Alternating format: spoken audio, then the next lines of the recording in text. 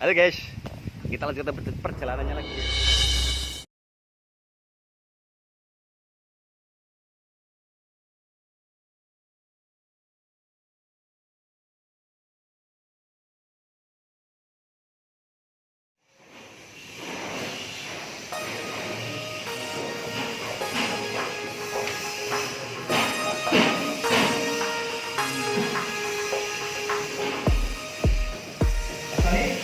Dengan suara saya, apakah kita kondisi suara masih kuat? Nah, setelah dia sadar, kalau misalkan dia masih tidak berdaya dengan menyadarkan diri, ya, baru kita lakukan itu ke rumah sakit terdekat untuk pemeriksaan dunia lagi. Ya, ini kalau sahabat artinya saya untuk ini hanya untuk sampai orang ini ada. Saya sejauh masih ada kendala untuk masih apa namanya untuk kurang minyak, kita catat umur bagiannya atau apa rumah sakit yang terdekat di bawah. Ya, ini saya pakai coba ini kemudian ada.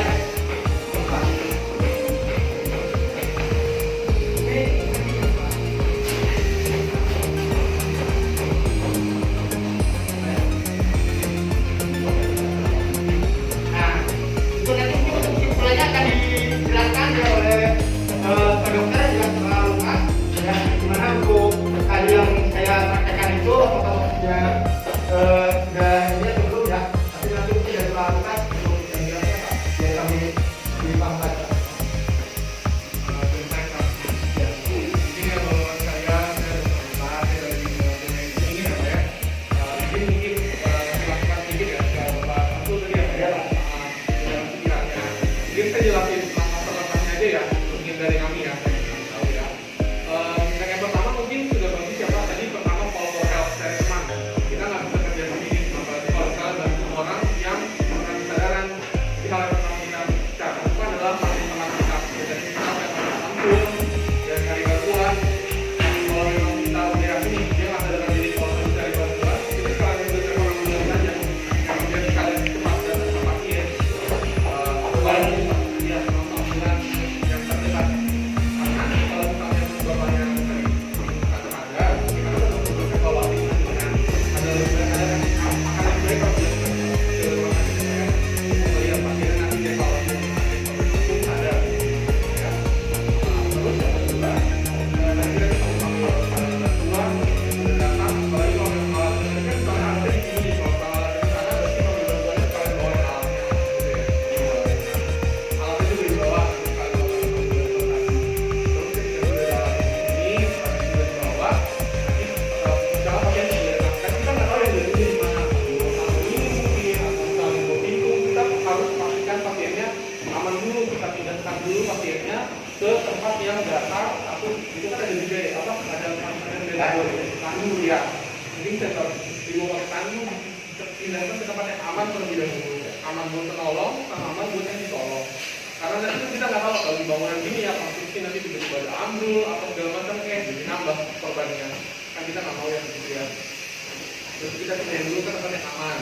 Nah kalau udah tempat yang aman, bapaknya juga udah siap, kita langsung lakukan tindakan CPR tadi. Yang pertama itu kita lakukan pasti harus langsung cek sadar dulu respon. Bapaknya kita tak gitu. Maaf ya, kita panggil seperti ini. Bapaknya sadar nggak kita panggil teriak.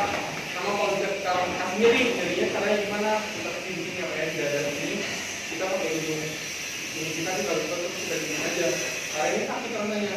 Kita tekan di sini. Bangun nggak bapaknya? Gitu. Kalau kita masih nggak bangun juga, kita cek tadinya maaf ya Pak ya. Kita cek di sebelah sini, nanti taruh ya Bapak ya. Kita cek di sini. Mungkin kita sambil teraba aja sendiri ya. Sampai sini ada nggak yang berdenyut gitu? Kita mungkin pasti ada yang berdenyut dari sini. Kalau ada yang berdenyut, itu berarti bapaknya tadinya masih ada. Kalau masih ada, sebenarnya kita masih melakukan RJP karena tadinya jantungnya masih berfungsi. Tujuan RJP itu adalah dari oksigen paru itu parunya terpenuhi ya.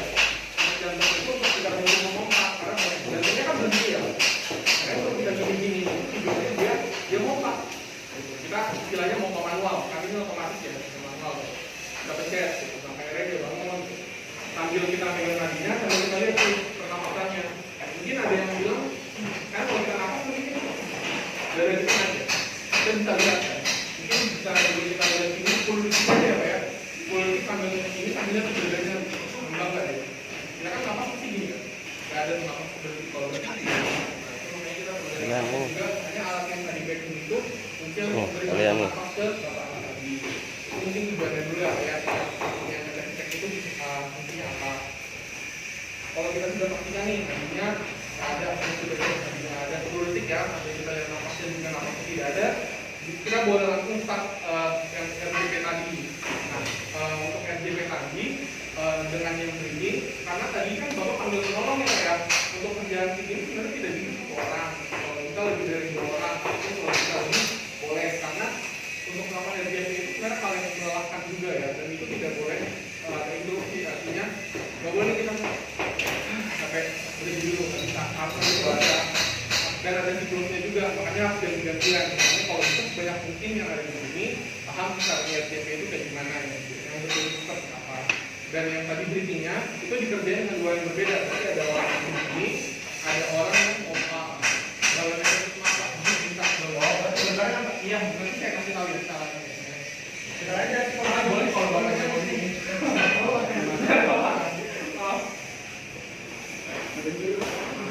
Saya yang ini yang pompa berarti. Ya, ada sama ini juga ditarik juga ya. Nah, dia membangun. Oh, biar dia anginnya keluar. Udaranya jadi keluar ya. Kalau misalnya tadi kita tutup ini, masuk ya. Udaranya keluar kan. Iya. Kalau kita gini, kita mati nggak? Keluar ya. Kemudian dimasukin udaranya tadi. Ini nanti kalau ada masalah oksigen aja, ini masukin ke tabung oksigen. Kalau memang ini masih ingin nggak ada ya, adanya aja ini pun. Yang ini juga kalau bisa dipasang biar udaranya tak keluar juga. Ininya dipasang dulu lah, kalau seadanya Pak, ya. Makanya boleh bareng dulu. Ini sekarang di bawah. Nah, sebenarnya baiknya karena jantung itu di sebelah sini, baiknya di kiri. Biar langsung ke walaupun pada akhirnya ya. Makanya sih kita mencatat tetap di tengah, tapi baiknya tetap di kiri lah, bagian dari maju. Terus caranya kita udah mulai RJP ya, udah mulai CPR ya. CPR-nya itu ada caranya ya Pak ya, izin saya misalnya dulu ya. Ini nggak akan saya tekan karena alatnya sakit pasti. Jadi posisinya kita bener dulu, misalnya Bapak ya, untuk saya ya. Ini asumsikan kayak gitu. Nah, pertama kita pasang tangan kita yang lebih kuat. Yang mana rasanya Bapak lebih kuat? Kita taruh di bawah, mana yang satu ini tekan, pokoknya gimana yang posisinya enak, terus kita kayak gini ya. Terus kita taruh di tengah dadanya sini ya, kayak misalnya di garis dada, terus di sini ada ya mungkin pentil ya, maaf ya. Garis tengahnya di kuping dadanya sekitar sini lah kira-kira yang ini saya tekan gitu. Tekannya gimana caranya? Tangan kita harus lurus ya Pak ya. Lurus, yang masih kuat itu jangan ininya, jangan kayak gini. Tapi badan kita jatuhin gitu. Biar tidak sampai sekarang badannya kita kan benar-benar semua atas ke bawah ya, kuat ke bawah. Terus ada rasionya. Rasionya itu kita 100 sampai 120 kali per menit. Kalau misalnya Bapak nggak tahu hitungannya, 100 sampai 120 gimana sampai jadi 17 Agustus saja. Gitu. Oh. Karena itu temponya 12 Agustus tahun 41. Nah itu sekitar 100 sampai 120 kali per menit. Samain aja itu temponya nanti. Sama jantungnya Bapak tadi kita bikin rasionya, ada rasionya nih sambilan bantu tadi. Saya kan tadi cerita ini kerjanya sama dengan ini barengan ya. Kita tadi tuh sambil ngompak, kami yang satu lagi di sini berdua sambil ngasih begging ini, ngasih udaranya ke paru-parunya. Hitungannya Bapak juga sambil ngitung, yang ini juga ngitung. Nah, berbarengan ngitungnya. Jadi misalnya Bapak mau panik 1, 2, 3, 4, 5, 6 sampai 30 ya Pak ya. 30, yang ininya ngasih napas 2 kali. 1, 2, baru Bapak ngasih lagi 30. Oh, baru lagi 1, 2, lagi 30. Ini terus jalan. Terus jalan 30. Kalau 30 Bapak stop, ini ngasih 2. Oh, gitu ya. Ini 30 lagi, masih 2 banding 30 banding 2. 30 banding 2 ya Pak ya baiknya. Nah, sampai itu udah 5 kali, berarti berapa tuh? 30 kali 5, 150 kali ini 250 kali ya. Itu kira-kira 1 menit yang kita lakukan. Kalau 1 menit kita sekali polokannya. Pokoknya tadinya udah balik belum ya? Oh, kalau udah balik, oke. Berarti kita stop RJP, stop RJP ya. Kalau belum balik, lanjutin aja terus sampai si ambulan ini datang. Tim bantuan medis aja ngelakuin aja apa. Yang penting Bapak nggak boleh stop ini. Yang tadi saya bilang, Bapak terus kita harus terus karena itu ini sampai dari semuanya. Jantungnya berhenti, kita perlu pompa. Kedua, ya, kayak saya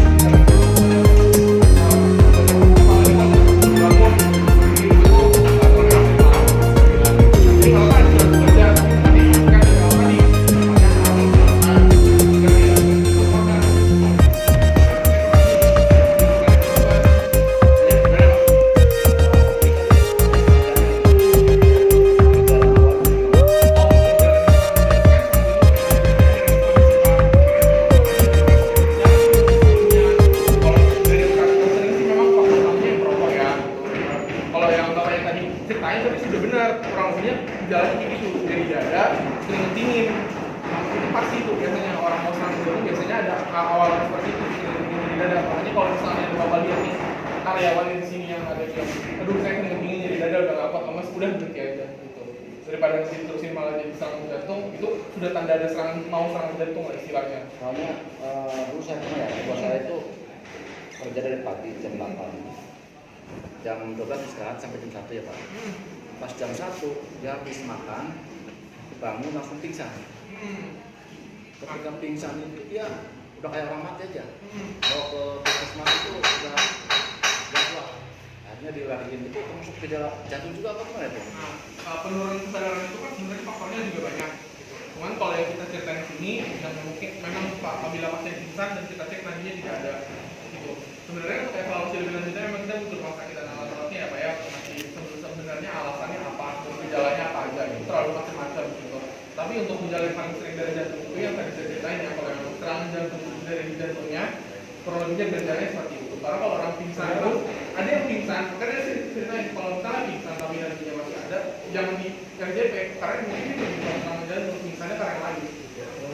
Makanya harus tetap cek nadinya ya Pak ya. Kalau memang nadinya ada, kita jangan Nggak perlu ini jantung kalau pingsan itu. Jangan. Oh, misalkan ini masih sadarkan diri, Harus nadi nggak ada, kita baru. RJP. Itu Pak ya.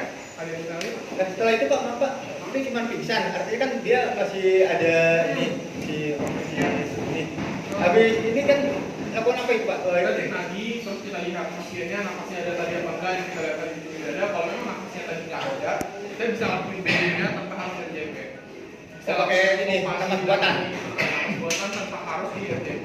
Kalau memang napasnya nggak ada ya. Iya. Nah, itu bisa deteksi BD aja. Rasionya kurang lebih sama. Tadi kan 30/2 kan itu semenit kan. Iya. Yang 150 kan kurang lebihnya semenit. Ya berarti dalam 1 menit bisa antara 8-10 kali lah kurang lebihnya gitu. Berarti kan 1 kali pompa sih karena titik. Berarti kita sekali coba ya 1, 2, 3, 4, 5, 6. Baru kita bagi 1, 2, 3, 4, 5, 6 gitu. Kurang lebih gitu. Dan kalau memang nggak yakin ya tetap harus telepon ambulan dan membawa aja karena buktinya juga kita dari samping yang ada sesuatu yang salah seperti ini. Gitu Pak ya. Dan mungkin ada pertanyaan lagi? Berarti artinya dari saya untuk RJP itu artinya jantungnya itu sudah tidak Berhenti ya. lagi. Jadi kalau misalkan dia masih nantinya itu masih aktif, baru pakai Yang bikin aja. Mungkin dari yang lain Pak ada ini pertanyaan lagi? Oke. Bang, mungkin ada yang mau ditanyakan Bang, mumpung ada dokter nih. Cukup ya? Oke Pak, terima kasih atas waktunya. Ya sudah ini ya, intinya kalau misalkan kita rekan kerja kita tiba-tiba pingsan, gertak, langsung hubungin ini aja ya. Artinya kan nomor saya udah pada bukan tetap hubungi leader. Jangan sampai maksudnya kita mendiamkan untuk di korban itu terlalu lama bergerak, ya langsung akan emergensi. Ya. Oke. Saya dari kami untuk pagi ini ya terima kasih ya ada waktunya yang juga yang sudah ada intinya kita untuk antisipasi aja sih, kita untuk antisipasi misalnya ada tiba-tiba emergensi seperti tiba-tiba bisa kita lakukan seperti ini. Siap. Jadi kita sudah tahu alurnya. Ya, saya langsung tutup aja. Terima kasih atas waktunya. Assalamualaikum warahmatullahi wabarakatuh. Waalaikumsalam warahmatullahi wabarakatuh. Ini,